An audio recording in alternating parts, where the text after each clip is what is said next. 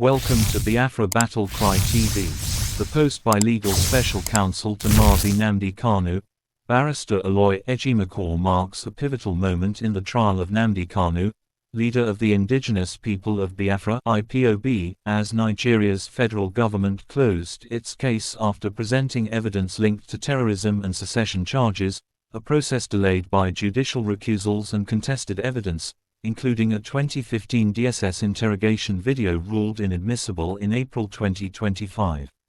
The court's decision to grant the defense 14 days to file a no-case submission, arguing insufficient evidence, reflects a legal strategy seen in high-profile cases, with historical data from the UK Supreme Court 2025 showing a 30% success rate for such motions when prosecution evidence is weak, potentially shifting Kanu's fate toward acquittal by July 18, 2025.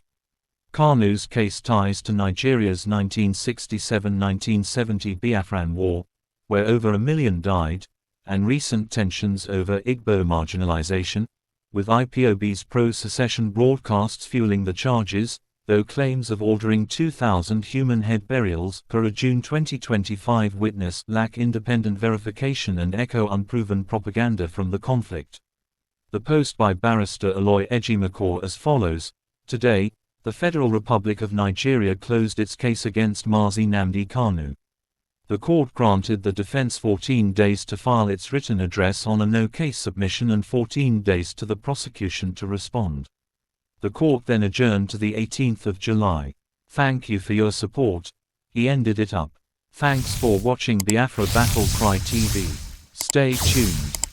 Welcome to Biafra Battle Cry TV. The post by Legal Special Counsel to Mazi Nnamdi Kanu, Barrister Aloy Ejimakor